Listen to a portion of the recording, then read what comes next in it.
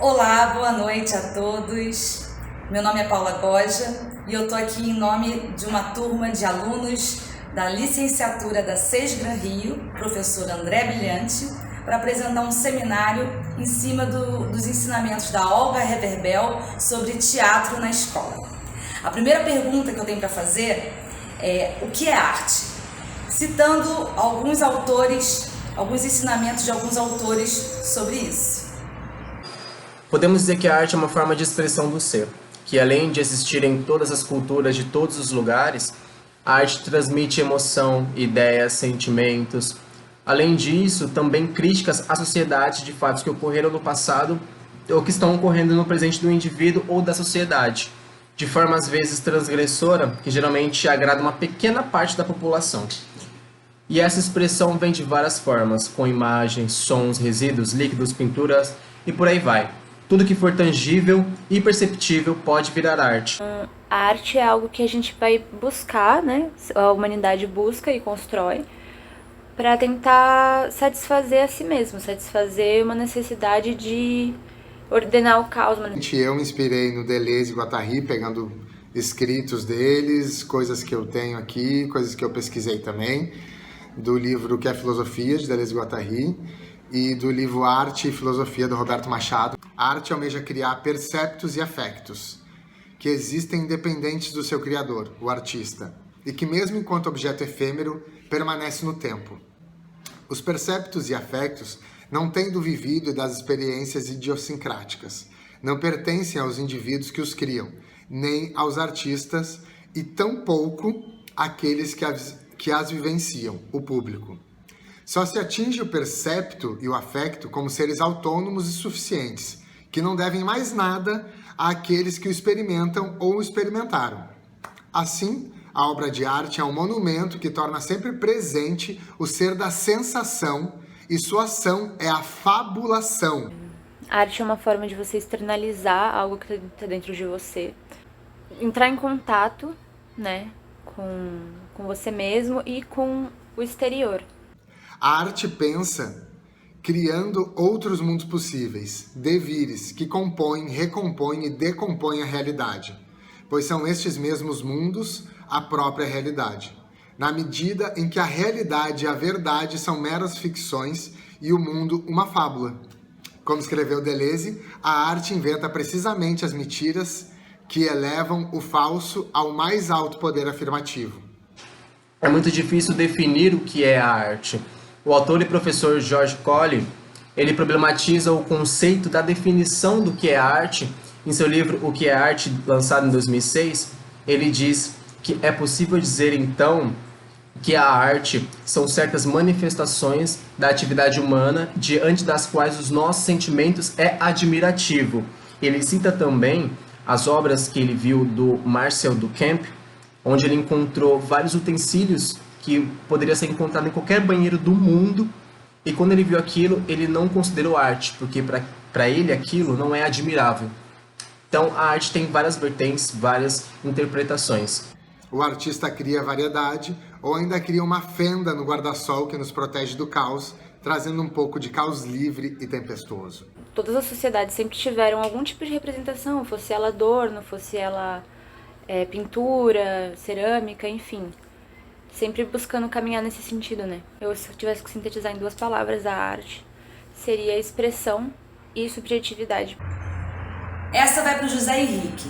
Eu quero saber quais são as atividades mais recomendadas de teatro na escola pela Olga para cada faixa etária. Se existe alguma diferença entre essas faixas etárias. Eu vou remeter um pouco ao começo do livro, onde a Olga começa a falar sobre os bebês, vamos dizer assim, né, quando a gente é recém-nascido e começa a criar relação com o mundo, né, a comunicação com o mundo por meio de jogos e o que faz essa ligação com o jogo da criança é a boca, né, o sentir, o gosto, o choro, depois vai para o caminhar, para os saltos, o corpo começa a falar mais, até chegar propriamente dita a fala e começar a poder ter um ato mais dramático.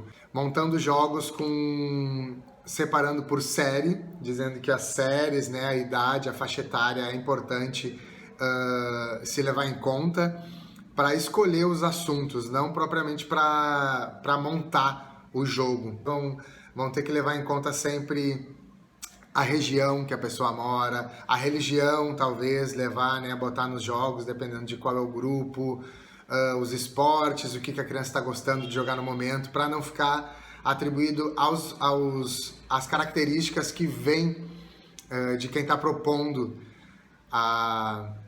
o jogo. E sim buscar sempre nos alunos quais são os fatores que vão influenciar esse jogo, os assuntos, os temas propriamente dito.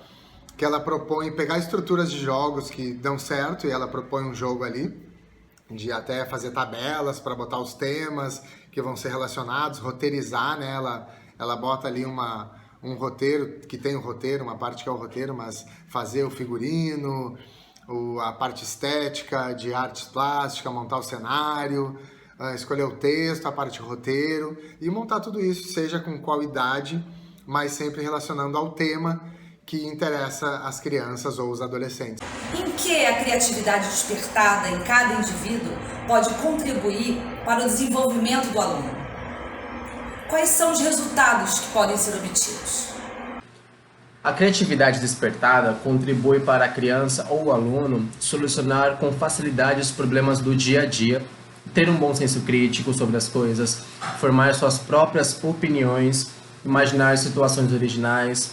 Na criança em formação, por exemplo, se estimulada desde sempre na escola com os métodos de arte, ajuda também seu pensamento criativo a lidar com suas emoções diante dos problemas conforme seu crescimento e amadurecimento. Como diz a Reverbel em seu livro, o professor pode reconhecer o aluno criativo pelo modo que ele questiona os problemas propostos e tenta solucioná-los. Esse tipo de sensibilidade se manifesta em termos de percepção e imaginação. Ela cita também alguns pontos importantes como a capacidade de adaptação, que se trata da crença de questionar tudo o que é imposto na tentativa de mudar a realidade que não a satisfaça, capacidade de síntese que está relacionada ao poder de dissociação. O aluno passa a ter senso de humor, sensibilidade estética e afetiva, intuição aguda e a capacidade também de ter empatia com os colegas, com os amigos, com os pais e a sociedade em geral. Oliver, qual a importância da arte para o desenvolvimento das crianças? De acordo com a autora Olga Reverbel, as crianças e os adultos têm formas diferentes de se comunicar com a arte. E quando uma criança ela faz uma produção artística, quando ela está fazendo arte, quando ela está ali dançando, quando ela está ali fazendo algum tipo de jogo de interpretação ou desenhando, enfim, produzindo algum material artístico, quando ela tá fazendo aquilo, ela tá interagindo com o meio e externalizando uma parte dela. Você não precisa cobrar a espontaneidade de uma criança, porque ela simplesmente vai te dar a espontaneidade, assim, ela é espontânea, ela é livre. Ela vai mostrar a forma como ela enxerga as coisas através daquilo. Então a Olga defende muito que o jogo, todo esse universo mais lúdico, deve trabalhar, né, no desenvolvimento das crianças, que deve estar presente nas escolas. E não só a Olga, como Platão também, né, desde a antiguidade já defendia isso. Vitor, qual é o impacto do trabalho da autora Olga na vida dessas crianças? Na página 22, a autora fala muito sobre isso.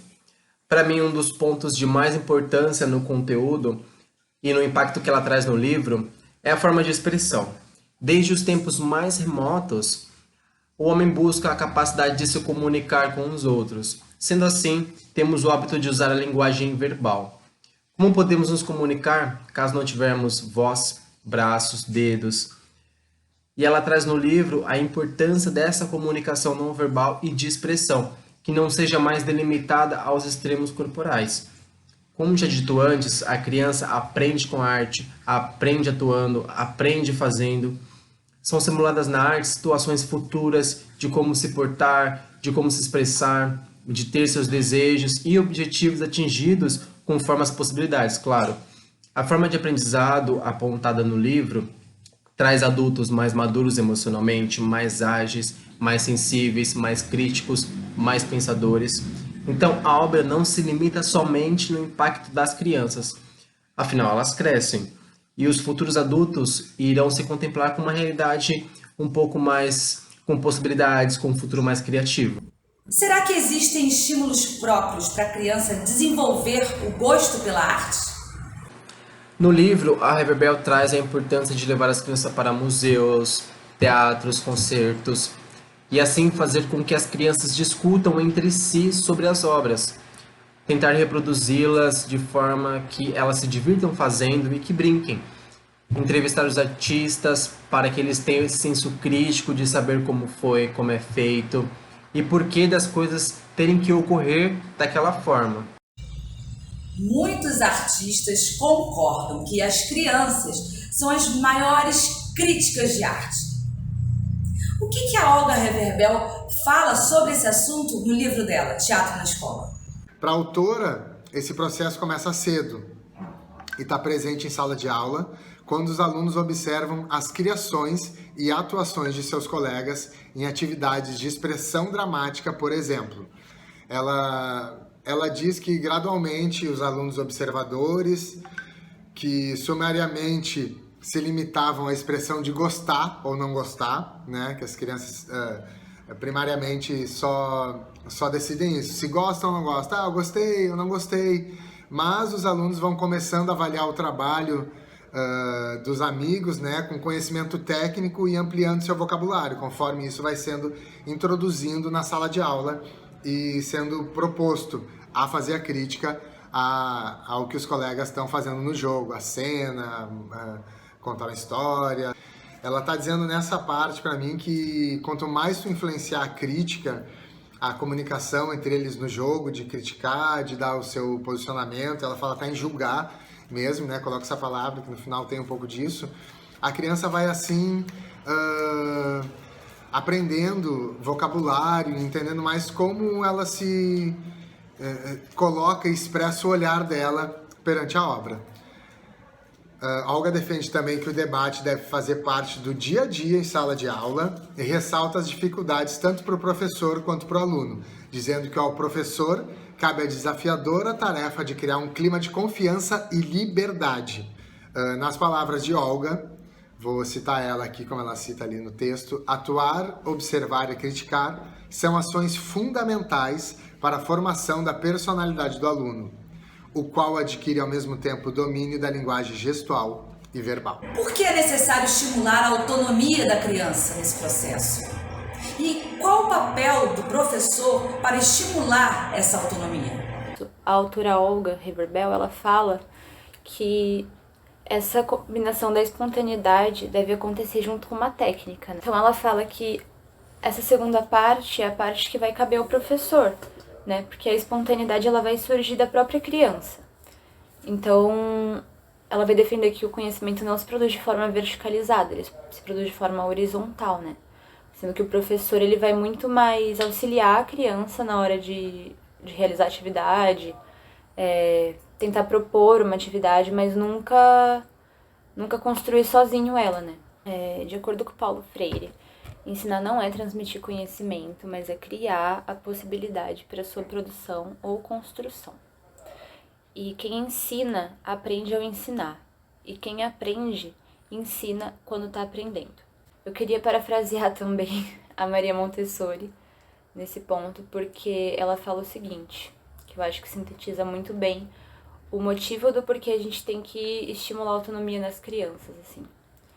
Ela fala que o desenvolvimento é um impulso para uma independência cada vez maior. Se assemelha à flecha, que lançada pelo arco, voa reta, segura e forte. Obrigada por terem assistido esse vídeo até o final. Esse trabalho foi desenvolvido por Carla Muniz, Vitor Dias, eu, Paula Goja, José Henrique e Oliver. Até mais, pessoal!